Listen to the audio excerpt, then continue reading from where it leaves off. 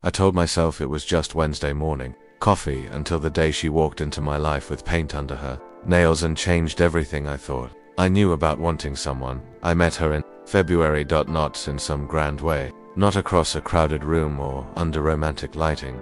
I met her at a coffee shop where the espresso machine was broken and everyone was irritable. She was behind me in line, scrolling through her phone, wearing an oversized sweater that kept slipping off one shoulder. Her hair was tied up messily. She had paint under her fingernails. When the barista told us there was no coffee, only tea, she laughed, not a polite laugh. A real one. Of course, she said. Of course, the one day I actually need caffeine. I turned around without thinking. There's a place 2 blocks down, I said. They have actual coffee. She looked at me then. Really looked at me. Lead the way, she said. That's how it started. Her name was Alina. We walked to the other coffee shop and she told me about the gallery show she was preparing for. How she'd been up until 4 in the morning trying to finish a painting and hating everything she'd made. I told her I worked in architecture, that I spent most of my time drawing buildings that would never get built. Sounds familiar, she said. We got our coffee. We sat down even though neither of us had planned to. An hour passed like nothing. When she finally looked at her phone, she swore softly. I have to go, she said. But this was, thank you. She stood up, started to leave, then she turned back. Are you here often? She asked. I could be, I said. She smiled. Wednesday mornings, she said. I'm always here Wednesday mornings. I showed up that Wednesday, so did she. It became our thing. Wednesday mornings at the coffee shop, we'd sit in the same corner booth and talk about everything and nothing. She told me about growing up in Portland, about her parents who wanted her to be a lawyer and their disappointment when she chose art school instead. I told her about my ex-girlfriend who left because she said I was too distant, too closed off. Are you? Alina asked. I don't know, I said. Maybe. You don't seem distant to me, she said. The thing about Alina was that she listened like she actually cared, not just waiting for her turn to talk. She'd ask follow-up questions, remember small details from weeks ago. She made me feel interesting. I started looking forward to Wednesdays in a way that felt dangerous. One morning in April, she showed up with paint in her hair late night. I asked. I finally finished it, she said. The painting I've been working on, it's done. How do you feel? She thought about it. Empty, she said. Is that weird? I should feel accomplished, but I just feel empty. What's it about? I asked. The painting. She looked at me for a long moment. Longing, she said quietly. It's about longing. Something shifted in the air between us. I wanted to ask her more, wanted to know what she was longing for, who she was longing for, but I didn't. Instead, I told her about a building I was designing, how I kept changing the windows because I couldn't get the light right. She listened, but her eyes were different that day. Sadder. Maybe. We started texting between Wednesdays. Nothing profound, just small things. She'd send me photos of terrible coffee from other shops with the caption, "Never again." I'd send her pictures of beautiful buildings I'd pass on my commute. Once, late at night, she sent me a photo of the moon from her apartment window. Can't sleep, she wrote. Me neither, I replied. What are you thinking about? She asked. I stared at that message for 10 minutes. I was thinking about her, about the way she tucked her hair behind her ear when she was concentrating, about her laugh, about the small scar on her wrist that she once told me came from a childhood accident with a bicycle. Architecture stuff. I typed you, liar, she wrote back. Then I'm thinking about color theory. I smiled at my phone like an idiot. Liar, I sent. She didn't respond after that. But the next Wednesday, she brought me a small sketch, pencil on paper. It was the view from our usual booth. The window, the street outside. I drew this yesterday, she said. Thought you might like it. Alina, this is beautiful. It's just a sketch. Can I keep it? She nodded. I put it in my wallet. It's still there. In May, she invited me to her gallery show. You don't have to come, she said quickly. I know it's not really your thing, but I wanted to ask. I'll be there, I said. The gallery was small, intimate, white walls and polished, concrete floors. Her paintings were stunning, bold colors, raw emotion. Each one felt like stepping into someone's dream. But there was one painting that stopped me cold. It was different from the others, quieter. 2 figures sitting across from each other at a table, their faces obscured, but their body language spoke volumes, leaning toward each other, almost touching but not quite. The light in the painting came from a window between them. I stood in front of it for a long time. That one's not for sale, Alina said from behind me. I turned. She was holding a glass of wine, nervous energy radiating off her. It's incredible, I said. It's personal, she said. Our eyes met. The show's amazing. Alina, really, you should be proud. Thank you for coming, she said. It means a lot. Someone called her name. Gallery stuff. She squeezed my arm briefly and walked away. I stayed until the end, watched her talk to buyers and critics and friends. She was radiant, in her element. When the crowd finally thinned, she found me again. Want to get out of here? She asked. We walked to a bar down the street, a quiet place with dim lighting and old wooden booths. She ordered whiskey. So did I. I hate these things, she admitted. The openings, everyone looking at your work and judging it. Judging you. They loved it, I said. Some of them. The painting, I said. The one that's not for sale. With the two people. She looked down at her glass. What about it? Who are they? She was quiet for a long time. I don't know, she finally said. Maybe nobody. Maybe everybody. Alina, she looked up at me. Maybe it's us, she whispered. My heart stopped. I shouldn't have said that, she said quickly. Forget I said that. I don't want to forget it. She stared at me. What are we doing? She asked. These Wednesday mornings, the texts, what is this? I don't know, I said honestly. I have a boyfriend, she said. The words hit like cold water. His name is Marcus. We've been together for 3 years. He's a good person. He loves me. I felt something crack inside my chest. Why didn't you tell me? Because I wanted this to be separate, she said. I wanted something that was just mine. Is that selfish? Yes, I said. Maybe, I don't know. She was crying now, quiet tears running down her face. I think about you all the time, she said. I shouldn't, but I do.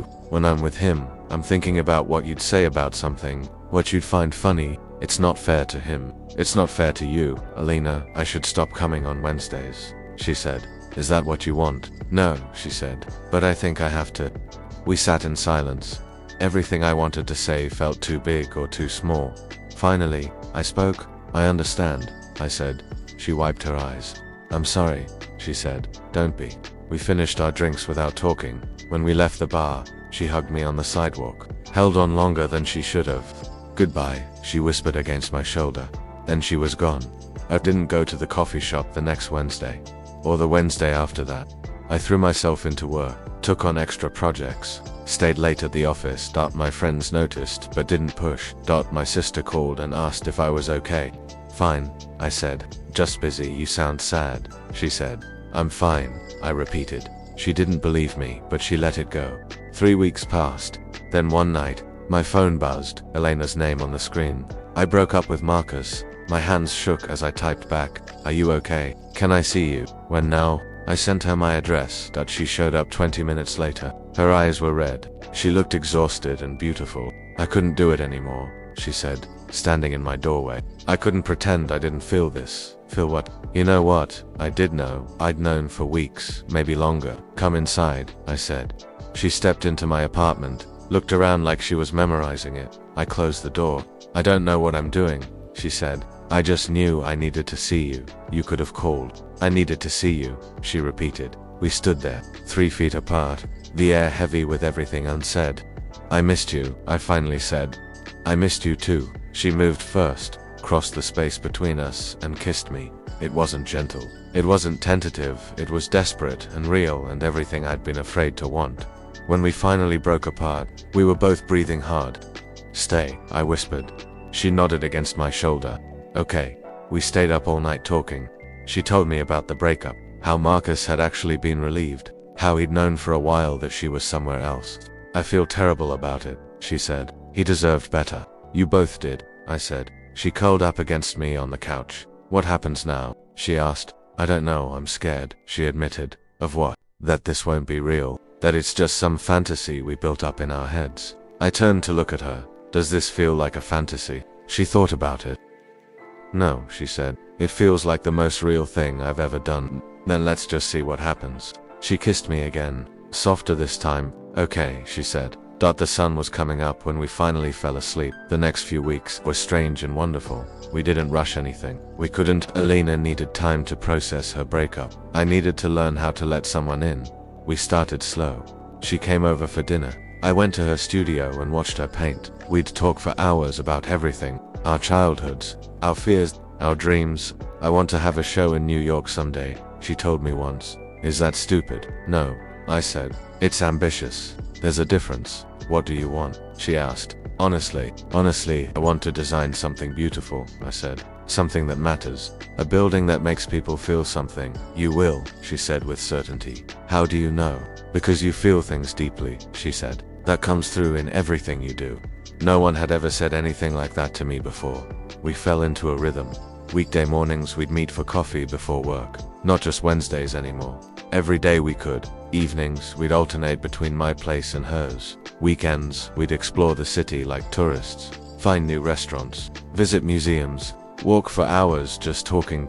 It was easy with her. Easier than anything had ever been, but there were hard moments to nights when she'd go quiet and I knew she was thinking about Marcus. Feeling guilty. You're allowed to feel bad about it. I told her once. You were with him for 3 years. That doesn't just disappear. I don't want to hurt you by talking about it. You won't, I said. I'd rather you talk to me than keep it inside. She cried that night. I held her and let her.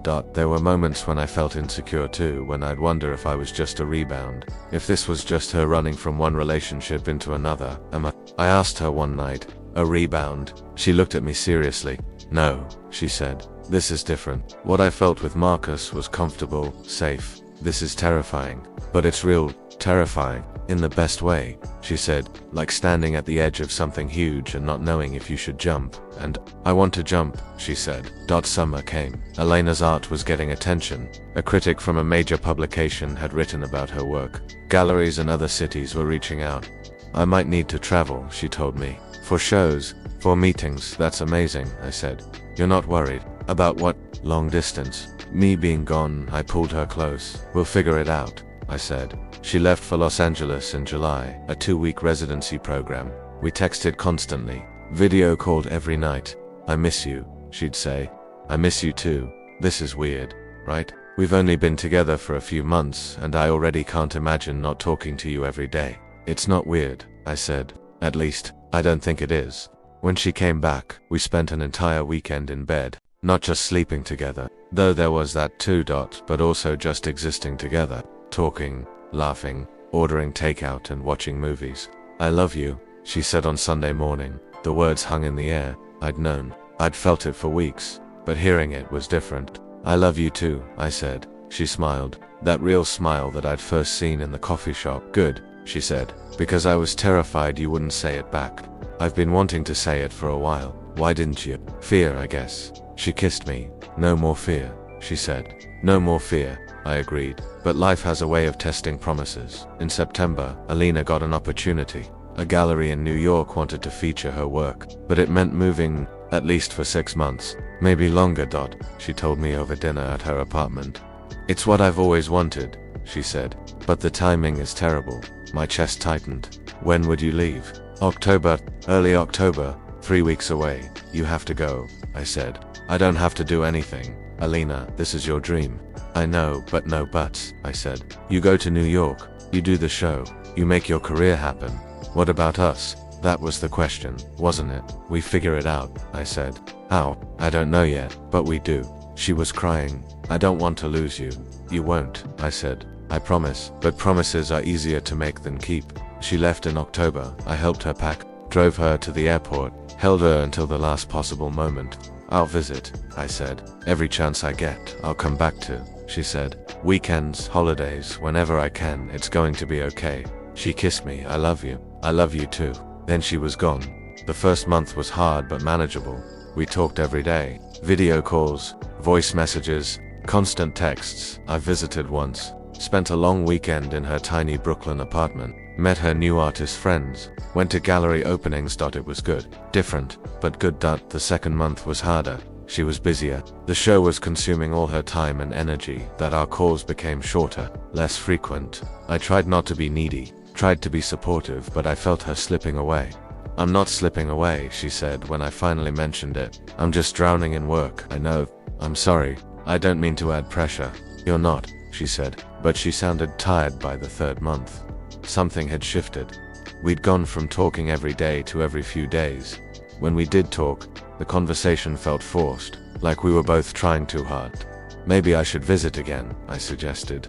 I'm so busy right now, she said. I'd barely have time to see you. Let's wait until after the show opens, okay? But it didn't feel okay. The show opened in December. I flew out for it. Wouldn't have missed it for anything.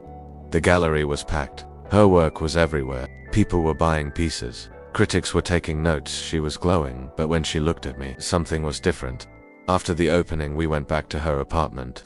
That was incredible, I said. I'm so proud of you. Thank you for coming. We sat on her couch. The same position we'd been in 100 times before, but it felt wrong. We need to talk, she said quietly. My heart sank. Okay, she took a breath. I think I need to stay here, she said. In New York, not just for 6 months, permanently. Okay, I said. I figured that might happen. I'm sorry, don't be. This is your career, your life. I want you in it, she said. But I don't know how to make this work. The distance, the different cities. I feel like I'm constantly torn between my work and you. You shouldn't have to choose. But I do, she said. Every day I'm choosing, and I hate it. What are you saying? She was crying now. I think we should take a break, she said. I think I need space to figure out what I want, who I am here. A break. I'm so sorry. I stood up. I should go. Please don't be angry. I'm not angry, I said. And I wasn't. I was devastated, but not angry. I love you, she said. I love you too. Then why does it feel like this? I don't know, I said. I left her apartment and walked through Brooklyn in the cold. Didn't call a car, just walked. I flew home the next morning. She texted me when I landed. I'm sorry. I'm so sorry I didn't respond. What was there to say? January passed in a blur. I threw myself into work again, stayed late, took on impossible projects. My friends tried to get me to go out. I made excuses that my sister called. You can't keep doing this, she said. Doing what? Shutting down every time something hard happens. I'm fine. You're not fine. You're in love with someone and you're too scared to fight for it. She asked for space, and you just gave it to her. No questions asked. What was I supposed to do? Tell her how you feel. Tell her you want to make it work. Tell her anything other than, okay, I'll leave. I was quiet. She told me she needed space. I said, what kind of person would I be if I didn't respect that? The kind of person who actually fights for what they want, my sister said. But I didn't fight. I let the silence stretch on. Weeks became a month. Then one night in February, almost exactly a year after I first met her, my phone rang. Her name on the screen. I almost didn't answer, but I did. Hello. Hi, she said softly. Hi. Silence. I'm coming home, she said. Just for a few days. I wanted you to know. Okay, can I see you? Every logical part of me said no. Said protect yourself. Said don't open that door again. But the part of me that still loved her said yes when I asked. I land tomorrow night. Text me when you're ready. Okay. She showed up at my apartment 2 days later. She looked different. Hair shorter, dressed differently, but her eyes were the same. Hi, she said. Hi, we stood in my doorway. Can I come in? I stepped aside. She walked in slowly, looking at everything like she was seeing it for the first time. How have you been? She asked. Okay, you? Busy. The show went well. I have more offers, bigger galleries. That's amazing. Yeah. Silence again. Why did you want to see me? I finally asked. She turned to look at me. Because I made a mistake, she said. I thought I needed space. Thought I needed to figure out who I was without you. But all I figured out is that I don't want to be without you. My heart was pounding. Alina, I know I hurt you, she said. I know I asked for space, and now I'm showing up asking for another chance. I know that's not fair, but I had to tell you. I had to try. What are you asking for? I'm asking if you still love me. Of course, I still love you, I said. That's not the question. Then what is? Can we actually make this work? The distance, your career, my life here. Can we really do this? She stepped closer. I don't know, she said honestly, but I want to try. Really try this time. I'll fly back every month. You'll visit when you can. We'll video call every day. We'll be honest about when it's hard. We'll fight for it. And if it's still not enough, then at least we tried, she said. At least we didn't just give up. I looked at her, really looked at her, that this woman who had walked into my life a year ago and changed everything. I'm scared. I admitted. Me too. I don't want to lose you again. Then don't let me go, she whispered. She reached for my hand. I took it. Stay, I said. She smiled through tears. Okay.